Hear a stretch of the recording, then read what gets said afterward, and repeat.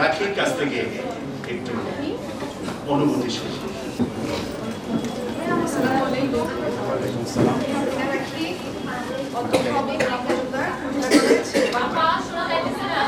মইন একাডেমির একজন স্টুডেন্ট, প্রায় 7 মাস ধরে পড়তেছি ভাইয়ার কাছে।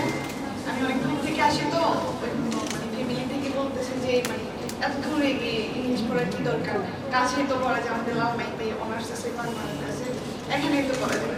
মানে আমার এমন অবস্থা যে মানে প্রাইমারিতে বই মানে গ্রামারে কোনো বিষয় বুঝতেছি না বা জানি না, মানে তখন ভাবতেছি যে মানে কোথায় যাবো কি করবো, মানে পাস করা দরকার, মানে ভালো রেজাল্ট পরিমাণ করে পাস করতে হবে।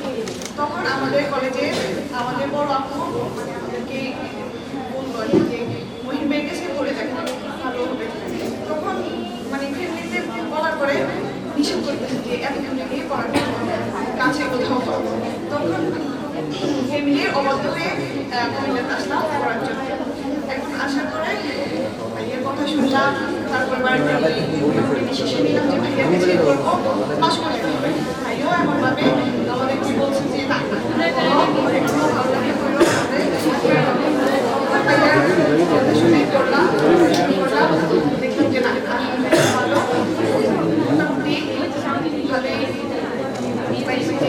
পাস করতে পারবো। শুভেচ্ছা ভাইয়ের জন্য